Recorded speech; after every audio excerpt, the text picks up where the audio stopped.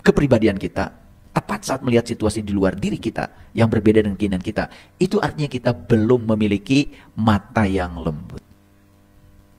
Nah, orang yang matanya belum lembut, jelas akibat yang paling besarnya, dia belum bisa senyum dengan matanya. Dan senyum dengan mata itu yang paling sulit, hadirin. Senyum dengan mulut itu masih gampang. Bisa diatur sesimetri mungkin. 2 cm ke kiri, 2 cm ke kanan. Itu senyum dengan mulut. Mulut itu masih bisa berpura-pura. Berpura-pura bahagia, berpura-pura menyenangkan, itu mulut. Tapi mata tidak bisa berbohong. Jadi harusnya sudah belajar spiritual bertahun-tahun, senyumnya itu sudah berubah, bukan hanya di mulut saja. Senyumnya itu sudah double. Mulut plus mata. Coba lihat, orang yang ikhlas itu, senyum di mulutnya dengan senyum di matanya itu menguatkan. Pernah nggak lihat orang berpura-pura senyum? Jelek kan? Jelek. Bukan sekedar tidak simetri, energinya tuh nggak enak. Karena semua kepura-puraan tuh nggak enak. Nah, lihat saya. Bermula dari kelembutan mata. Nah, kelembutan mata nanti akan masuk ke kelembutan hati. Yang sudah lembut segalanya, sulit untuk terluka. Ya, yang masih konflik, parasea kene, resep kasih ye, tersep kasih itu, masih ada masalah.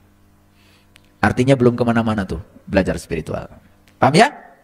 2, ini acara leluhur yang kedua. Lampaui langit. Lihatlah langit melampaui awan. Lihatlah langit melampaui awan. Perlu saya jelaskan apa tidak? Sekali-kali nggak perlu gitu. Ngerjain orang tuh seneng. Lihatlah langit melampaui awan. Perhatikan. Sekarang, bisa nggak kita melihat langit sekarang? Bisa? Sekarang nih, coba lihat keluar. Agak sulit ya. Kenapa? Karena awannya menutupi langit. Tapi pesannya tadi, lihatlah langit melampaui awan. Kan kalau ada awan, nggak kelihatan dong langit. Gimana caranya kita bisa melihat langit ketika ada awan? 1, sadar bahwa yang sedang saya lihat ini bukan langit, awan. Langit ada di belakang awan. Sukses gak melihat langit? Sukses. Bukan secara fisik begini. Sudut pandang kita yang diubah. Yang saya lihat sekarang bukan langit. Yang saya lihat sekarang adalah awan. Langit ada di belakang awan. Awan cuma 2. Ada awan putih, ada awan yang hitam. Tapi langit cuma 1. Langit biru. Betul nggak? Oke. Jadi ketika melihat sesuatu, sadar bahwa kita bukan awan, tapi kita adalah langit. Awan cuma 2 kan? Putih dan hitam. Yang suka putih hitam, hitam putih, benar salah, baik buruk, siapa? Siapa? Diri sendiri. Jawabnya nggak jelas. Yang suka benar salah, baik buruk, hitam putih, siapa? Pikiranmu.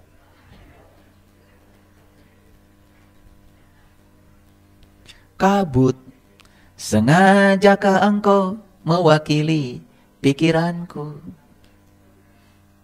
Jadi kabut itu adalah gambaran tentang pikiran. Makanya kabut cuma 2. Kalau nggak putih, hitam. Itu kabut. Jadi kabut itu sebetulnya gambaran dari pikiran. Kan pikiran kita yang suka hitam putih, benar salah, baik buruk. Kalau kita bisa melampaui dualitas itu, berarti kita sudah bertemu dengan diri sejati kita. Itulah kita sudah sampai ke langit. Dan kita sudah melampaui awan-awan. Kira-kira sudah melampaui belum?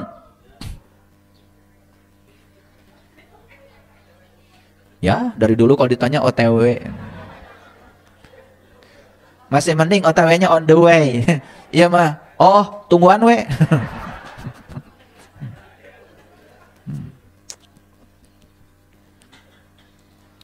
Makanya kita nggak maju-maju, ya, belajar nggak maju-maju, karena kita belajar tidak fokus. Oke, jadi kembali lagi ke topik ini. Hari ini kita bicara cara menggapai hidangan langit. Yuk kita kembali. Jiwa kita ini adalah nur. Tubuh kita ini adalah material, materi. Tubuh kita ini tersusun oleh material yang berasal dari bumi. Betul? Makanya tubuh ini dengan bumi kita yang diinjak-injak ini sama. Unsur-unsur pembentuknya sama. Unsur yang membentuk bumi dengan unsur yang membentuk tubuh ini sama. Unsur yang membentuk tubuh saya dengan unsur yang membentuk daun yang ada di sana itu sama. Karena ini materi, maka kebutuhannya juga cuma materi. Nah, sekarang jiwa kita itu adalah nur. Jiwa kita adalah cahaya. Otomatis jiwa kita makanannya bukan materi. Jadi jiwa kita makanannya apa? Cahaya. Makanya ya, jiwa ini harus bisa cara menggapai cahaya. Makanya cahaya yang digapai jiwa sering disebut dengan hidangan dari langit. Makanya ada satu doa di Quran, bagus sekali doanya. Ini doanya. Ya, kelihatan dari belakang? Ini doa, ya. Jadi doanya adalah, ya Tuhan kami, turunkanlah kiranya kepada kami suatu hidangan dari langit yang akan menjadi hari raya bagi kami, yaitu orang-orang yang bersama kami dan orang-orang yang datang sesudah kami, dan menjadi tanda bagi kami, ya, tanda bagi kekuasaan Engkau. Berilah rezeki, beri rezekilah kami dan Engkaulah pemberi rezeki yang paling utama. Jadi kalau menurut ayat ini, rezeki itu ada dua. Ada rezeki lahir, rezeki batin. Nah, sekarang timbul lagi pertanyaan. Rezeki mana yang selama ini kita upayakan habis-habisan? Rezeki lahir apa batin? Nah, rezeki lahir, ngaku. Nah, rezeki lahir buat siapa? Buat tubuh, hanya buat lahir. Ya. Nah, kita lupa bahwa diri kita itu bukan hanya tubuh, tapi dalam diri kita ada yang namanya jiwa. Jiwa ini ya makanannya bukan rezeki lahir, tapi jiwa ini makanannya adalah rezeki batin. Nah, rezeki batin wujudnya adalah cahaya. Maka Allah mengatakan Allahu nurun, Allah adalah cahaya. Allah yang mengatakan gitu di Quran surat An-Nur ayat 35. Jadi rezeki batin kita yang paling utama adalah Allah itu sendiri. Makanya orang-orang yang sudah tahu dan kenal kepada Allah, dia sudah mencapai puncaknya rezeki. Jadi puncaknya rezeki bukan seberapa banyak rezeki material yang kita kumpulkan. Itu baru rezeki yang bersifat lahir. Dan itu rezeki tidak akan kita bawa. Malah justru rezeki itu akan kita bawa yang dibagikan oleh kita. Tapi rezeki batin itu yang akan dibawa. Kan itu kan menjadi jalan pulang kita. Pertanyaannya, seberapa serius kita mencari rezeki batin? Seberapa serius? Itu masalah kita. Kalau untuk urusan uang, hujanan, papanasan, betul nggak? Sehebat apapun bahaya yang dihadapi, kalau untuk rezeki lahir, wah luar biasa. Tapi untuk rezeki batin, ya, masa saya sangat kagum ya. Ada orang dari Kanada datang ke Bandung, saya tanya, apa tujuan Anda dari Kanada ke Bandung? Hanya satu, saya ingin tahu jati diri saya, hanya itu saja. Ada agenda lain nggak Anda di Bandung? Misalkan mau jalan-jalan, mau shopping? Nggak. Kami lebih bagus tidur di hotel saja. Jadi nggak kemana-mana itu sampai sekarang. Bayangkan ya, saya mau bertanya. Kalau Bapak Ibu tinggal di Kanada nih. Tahu Kanada? Oh iya, saya salah ternyata saya ngomongnya. Iya. Kanada itu di belahan benua lain. Ya. Di Amerika.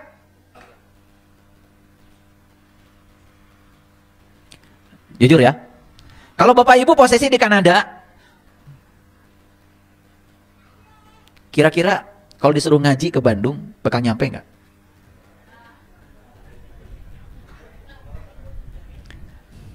Ini pertanyaan nggak perlu dijawab.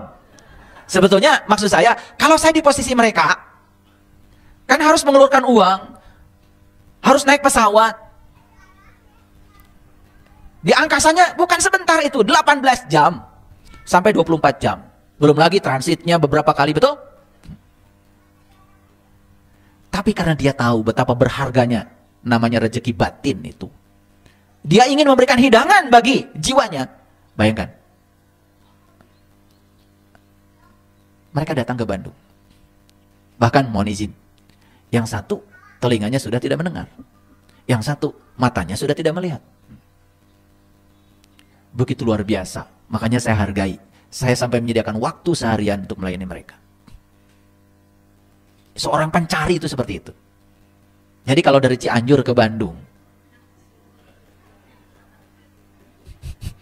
apalagi dari Kopo ke Bandung, dari Lewi Gajah ke Cimahi, aduh. Itu karma baikmu itu. Karma baikmu. Ya. Mencari sesuatu yang luar biasa, jaraknya pendek, itu karma baik. Tapi sebegitu besarnya karma baik kita, ternyata tidak banyak juga orang yang tergerak untuk mengambil hidangan ini. Luar biasa. Jadi kembali lagi, hidangan ada dua ya. Hidangan lahir, itu yang kita upayakan setiap saat, setiap hari. Yang kedua hidangan batin. Berapa banyak di semesta ini orang yang peduli bahwa dalam dirinya ada jiwa yang memerlukan hidangan batin, yang memerlukan al-maidah dari langit ruhaninya. Makanya ini doa dilantunkan pertama kali oleh Nabi Isa alaihissalam. Allahumma rabbana anzil alaina ma'idatan minas samai takuluna al-id. Ya Allah, turunkan hidangan dari langitmu. Yang turunnya hidangan itu merupakan hari raya bagiku. Ini lantunan doa yang hanya bisa diucapkan oleh orang-orang yang punya kerinduan ke kampung asalnya. Oleh orang-orang yang tahu purwadaksinya. Oleh orang-orang yang tahu kulitnya. Karena ada istilah tuh. Ya, kacang suka lupa kulit. Mana tadi ada kacang? Minta dong. Buat sini. Sama gelas. Sama gelas ada airnya.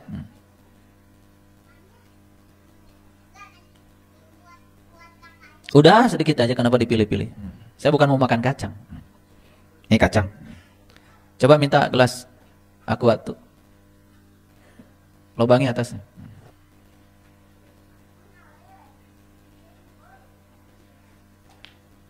Buka.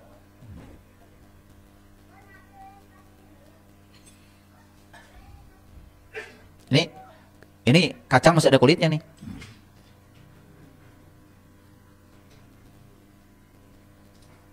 Dah, nggak usah bagus-bagus. Terus itu, makasih ya. Situ depan biar kelihatan. Sini. Ini kacang ya, ada kulitnya. Coba tuh. Sekarang coba saya ambil kacangnya.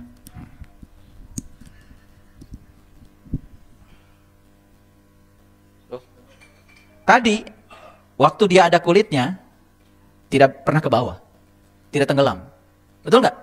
Waktu ada kulitnya, dia di atas saja. Masih ingat ya tadi ya? Tapi begitu saya buka, kacangnya udah nggak ada kulitnya. Begitu dimasukkan sini, tenggelam dulu. Set, untung lagi naik lagi. Seperti itu kehidupan. Jadi kalau yang namanya kacang lupa kulit itu adalah manusia yang lupa asalnya. Makanya manusia yang lupa asalnya berarti melupakan asalnya. Apa yang terjadi? Begitu nyampe di sini tenggelam dulu. Walaupun tadi tidak lama ya. Mana satu lagi? Oh ya. Tadi waktu saya masukkan ke sini tenggelam dulu tuh. Baru naik lagi. Seperti itu kita di dunia ini.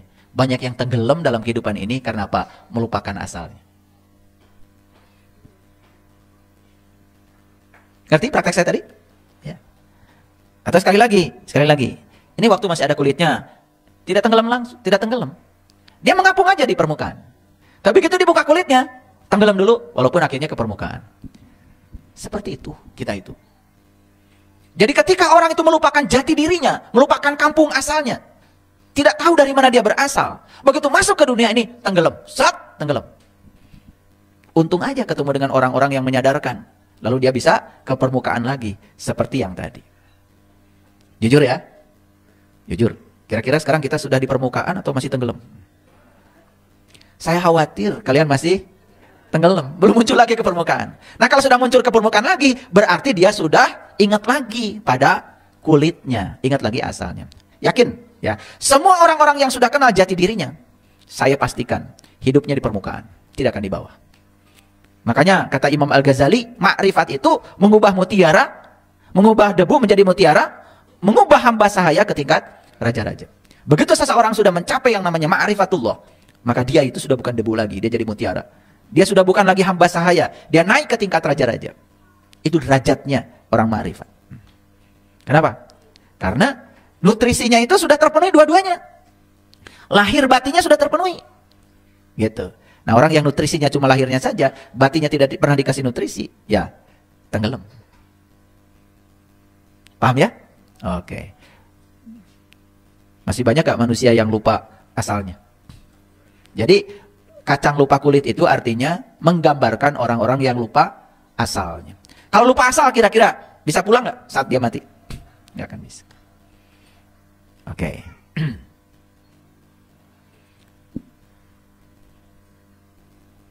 Jadi tugas kita sekarang ini harus apa? Harus mengembalikan jiwa kita ke fitrahnya. Itu yang namanya id. Nah, fitri, apa fitri? Fitri dikata iftar. Iftar itu artinya berbuka. Nah, untuk kembali ke fitrahnya, maka kita harus berbuka. Apa yang harus dibuka? Yang dibuka itu adalah tirai yang menutupi pandangan kita, kabut. Sehingga matahari ruhani dalam diri kita tidak kelihatan. Nah, makanya kita harus kembali ya ke jati diri. Gimana caranya? Harus berbuka. Biasanya kalau orang berbuka kalau apa? Kalau saum. Betul nggak? Makanya saum itu harus berbuka. Ketika berbuka namanya takjil. Jadi takjil itu artinya segera. Takjil itu artinya segera. Jadi takjil itu artinya segeralah kamu berbuka. Jangan dinanti-nanti. Karena apa? Kalau tidak segera berbuka, maka kamu tidak tahu jati diri. Kalau kamu tidak tahu jati diri, kamu tidak tahu kampung asal, berarti kamu dalam kehidupan sekarang masih tenggelam. Nah, kalau masih tenggelam dalam kehidupan, itu berbahaya sekali. Itulah yang disebut dengan penderitaan. Makanya ayatnya jelas ya. Di Quran surat Al-Fat, ya, surat Al-Fat, ya. Al-Fat itu artinya keterbukaan. Ayat yang pertama, ya, inna fatahna laka fatham mubina. Sesungguhnya aku telah memberikan keterbukaan kepadamu, keterbukaan yang nyata. Jadi keterbukaan itu harus nyata. Ya, mubin itu nyata. Jadi keterbukaan itu harus nyata. Coba, bisa nggak membedakan keterbukaan yang nyata dengan yang tidak nyata? Bisa? Kalau bisa, nggak akan saya kasih contoh. Bisa nggak membedakan keterbukaan yang nyata dengan yang tidak nyata? Bisa apa tidak? Ah, kalau nggak bisa, saya kasih contoh. Nih, coba tutup matanya semua. Bisa nggak sekarang pikiran memikirkan sesuatu? Bisa? Memikirkan uang? Bisa? Memikirkan rumah yang bagus? Bisa? Memikirkan usaha lancar? Bisa? Bisa. Memikirkan pepes ikan? Bisa. Memikirkan goreng jengkol? Bisa.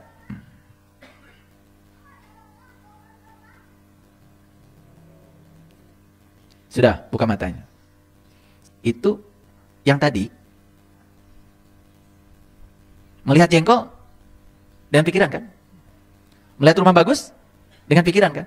Nyata apa tidak? Tidak. Sekarang lihat saya semuanya. Nyata nggak saya ada di depan? Nyata. Itu namanya melihat sesuatu dengan nyata. Jadi melihat sesuatu dengan nyata, itu harus nyata. Harus menggunakan alat penglihatan yang nyata. Kalau tadi, melihat sesuatu dengan pikiran. Nah, banyak gak orang yang menjelaskan Tuhan? Dia melihat Tuhan dengan apa? Dengan pikiran. Nyata apa tidak nyata? Tidak nyata. Tuhan bisa gak dijelaskan? Dia itu adalah yang tak terjelaskan. Bagaimana bisa dijelaskan? Dia mencoba menjelaskan Tuhan dengan pikirannya. Maka dia melihat Tuhan dengan pikiran. Itu yang gak nyampe-nyampe. Makanya ayatnya jelas. Inna fatahna laka fatham mubina. Sesungguhnya aku telah memberikan keterbukaan kepadamu dengan keterbukaan yang nyata. Jadi, kita itu harus bisa melihat dia nyata, senyata-nyatanya. Oke. Pada saat mata kita ditutup tadi, melihat dengan pikiran. Kenapa harus melihat dengan pikiran? Karena mata tertutup. Jadi terpaksa melihat dengan pikiran. Kalau nyata, mata terbuka. Tidak usah meminta bantuan pada pikiran. Oleh karena itu, mana yang bagus? Pengetahuan tentang Tuhan atau Tuhan? Kalau gitu saya tanya lagi, selama ini kita berbicara pengetahuan tentang Tuhan atau Tuhan? Pengetahuan tentang Tuhan tidak nyata. Itu persepsi manusia. Paham ya? Nah kalau gitu saya tanya lagi, mau nyata atau mau hayalan? Yang nyata itu yang dapat disaksikan. Itulah pentingnya kita mengalami keterbukaan yang nyata. Indah nggak? Oke. Nah, siapapun yang telah mengalami keterbukaan yang nyata, ini kata Allah. Satu, liyaghfira lakallah ma taqaddama min dzambik wa ma. Maka dia akan dibebaskan dari dosa yang lalu, bahkan dosa yang akan datang. Hebat ya? Tapi harus nyata keterbukaannya, bukan keterbukaan persepsi, bukan keterbukaan pengetahuan, bukan keterbukaan pikiran, tapi keterbukaan yang nyata, mubin.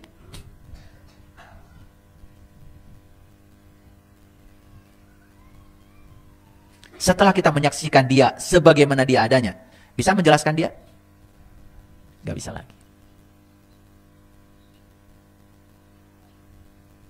Makanya puncaknya pengetahuan adalah diam. Makanya orang yang tahu itu diam. Yang berbicara itu kayak saya begini, itu tandanya belum tahu. Karena orang yang tahu itu diam. Kayak kalian diam aja dari tadi. Ini kayaknya kurang konsumsi ini. Kalau yang laki-laki diam dari tadi. Laki-laki itu diam, bagusnya ketika ada permintaan dari perempuan. Makanya ada peribahasa, diam itu emas. Artinya kalau perempuan minta emas, diam saja.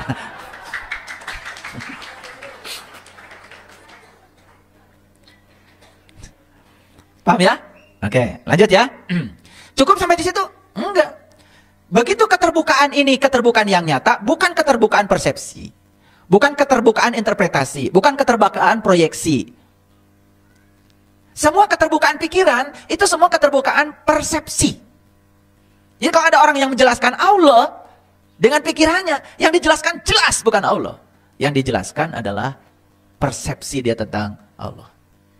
Semakin dijelaskan, semakin jauh dari kenyataan. Makanya orang-orang yang bijaksana tidak mau lagi mencari penjelasan tentang dia. Tapi dia ingin langsung menyaksikan dia sebagaimana dia adanya. Nah, keuntungan berikutnya, ya, wa yutimma ni'matahu 'alaika, akan disempurnakan nikmatnya. Jadi banyak sekali ya dampaknya. Pertama, ya, seseorang yang mengalami keterbukaan yang nyata, satu, diampunkan dosa yang lalu bahkan yang akan datang. Dua, disempurnakan nikmat. Siapa sih orang yang tidak mau disempurnakan nikmatnya? Semua pasti ingin, bukan? Ya. Makanya keterbukaannya jangan keterbukaan persepsi, jangan keterbukaan pikiran, harus keterbukaan yang nyata, senyata-nyatanya. Nah, selanjutnya, ya, wayah dia siratal mustaqim. Dia akan ditunjukkan ke jalan siratal mustaqim. Siratal mustaqim itu jelas, rambut dibelah 7. Semakin asik dia di jalan itu. Asik gak? Asik kalau yang tahu. Jadi banyak keunggulannya. Satu, diampunkan dosa, disempurnakan nikmat, ditunjukkan jalan siratal mustaqim. Siratal mustaqim itu adalah jalannya orang-orang yang dapat nikmat. Jalannya para nabi, para sidikin, para syuhada, para solihin. Gak luar biasa itu. Yang keempat, ya, wayan surukallahu nasron aziza, dia akan diberi pertolongan yang besar. Hati-hati ya, pertolongan itu bukan sesuatu yang datang kepada kita sesuai dengan keinginan kita. Siapa yang sudah bisa menjawab pertolongan Allah yang sebenarnya? Acungkan tangan boleh. Kaitannya dengan penjelasan saya tadi.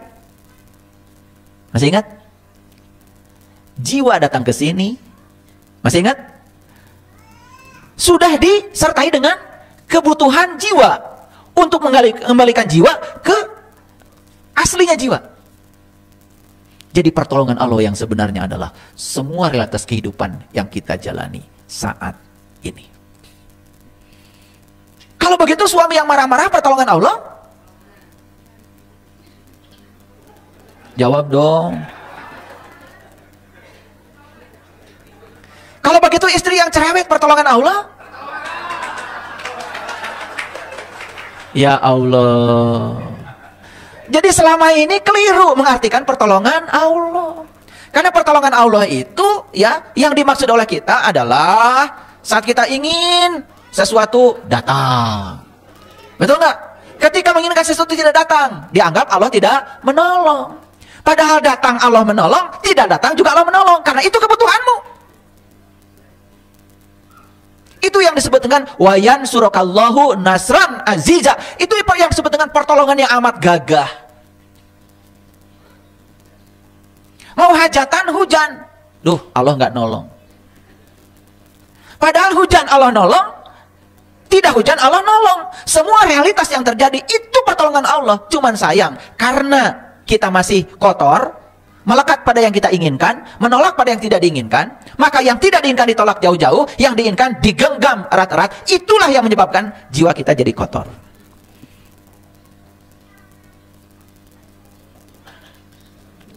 Sekarang setelah dapat penjelasan dari saya, oh ternyata suami saya yang unik ini pertolongan Allah bagi saya. Kenapa saya tidak melihat dia pertolongan Allah? Karena selama ini kita menolaknya. Seakan-akan dia hadir bukan untuk memenuhi kebutuhan jiwa kita. Yuk, lihat saya semuanya. Jadi apa sesungguhnya yang dibutuhkan jiwa kita hari ini? Apa sesungguhnya? Acungkan tangan dong. Apa yang dibutuhkan jiwa kita hari ini, saat ini? Apa? Apa? Mengembalikan jiwa ke fitrah aslinya jiwa. Supaya semua kondisi-kondisi kotor pada jiwa lepas dari jiwa. Sehingga ketika itu sudah lepas, jiwa itu menjadi ringan dan siap kembali kepada Sang Maha Jiwa. Itu yang dibutuhkan oleh jiwa kita hari ini. Kan sudah saya jelaskan, jiwa yang tidak sabar perlu siapa? Perlu yang tidak sabar. Dihadirkan anak yang tidak sabar, pasangan yang tidak sabar, tetangga yang tidak sabar. Apakah selama ini kita melihat itu pertolongan Allah? Itulah, karena selama ini kita belajarnya tidak berkesadaran. Jujur ya, ada yang pernah bisnis bangkrut. Apakah itu pertolongan Allah? Keren. Ada yang bisnisnya sukses. Apakah itu pertolongan Allah? Oh, ternyata semua realitas kehidupan ini, baik yang saya ingini maupun yang tidak saya ingini, itu yang disebut dengan wayan surakallahu nasron aziza. Itulah pertolongan Allah yang amat besar. Nah, pertanyaannya, kenapa kesadaran kita selama ini tidak sampai di sini? Kenapa? Jawabannya sederhana, karena kita belum mengalami keterbukaan yang nyata. Keterbukaan kita hanya bersebatas persepsi, pikiran, baca buku, baca kitab. Lalu otak kita terus-menerus dicekoki berbagai macam pengetahuan, yang pengetahuan itu menjauhkan kita dari realitas. Makanya, tidak perlu menjadi orang yang banyak pengetahuan, jadi orang yang sadar saja. Syukur kalau sadar dan banyak pengetahuan. Yang tepuk tangan paling kencang itu karena nggak mau belajar, sebetulnya. Udah nggak mau belajar merasa sadar lagi. Jadi yang bagus tentu saja yang sadar dan banyak pengetahuan. Oleh karena itu, ya, ketika kita memperbanyak pengetahuan, tapi kesadaran kita semakin tumpul, itu sangat berbahaya. Kita akan terjebak menjadi orang yang tidak tahu, tetapi kita tidak tahu bahwa kita tidak tahu. Lalu kita akan memposisikan diri seakan-akan sebagai orang yang tahu. Padahal kita tidak tahu. Cuman kita tidak tahu bahwa kita tidak tahu. Ngerti sekarang pertolongan? Ya. Jadi ketika seseorang mengalami keterbukaan yang nyata, satu, diampunkan dosa yang lalu dan yang akan datang. Kenapa diampunkan dosa? Karena udah kembali. Begitu dia kembali ke fitrahnya, terus apa lagi? Dia sudah menjadi jati dirinya kok. Ibarat sungai sudah kembali, ibarat tetes air yang sudah kembali ke samudra. Dia sudah bukan tetes lagi, dia sudah jadi samudra. Yang kedua, nikmatnya disempurnakan. Yang ketiga, selalu akan dibimbing ke jalan Shiratal Mustaqim. Nikmat terus, dapat nikmat terus. Yang keempat, dapat pertolongan yang besar. Jadi selama ini kita menganggap pertolongan Allah itu apa yang kita inginkan datang. Itu kan? Itu kira-kira salah apa keliru kalau suruh milih? Salah apa keliru? Coba pilih dari dua pilihan itu. Salah apa keliru? Nah itu yang membuat kita kemudian membuat bahasa dikabul dan tidak dikabul. Kalau dikabul, artinya Allah baik sama saya. Tidak dikabul, Allah tidak baik sama saya. Emang Allah punya sifat seperti itu? Memang Allah itu kadang baik, kadang tidak baik? Nah, selama ini Allah saja oleh kita diposisikan seperti itu. Kalau Allah baik sekali ya sama tetangga saya, rezekinya banyak. Kalau Allah tidak baik sekali sama saya, rezekinya seret. Kan gitu? Karena yang disebut baik itu kalau Allah mengikuti keinginan kita. Itu yang harus dibersihkan dari pikiran kita. Nah, setelah kita bisa melihat semua adalah pertolongan Allah, sudah bisa melihat sekarang? Sudah bisa melihat sekarang? Semua pertolongan Allah? Yes? Yang diinginkan pertolongan Allah? Yang tidak diinginkan terjadi pertolongan Allah? Benar? Berikutnya. Walladzi anzal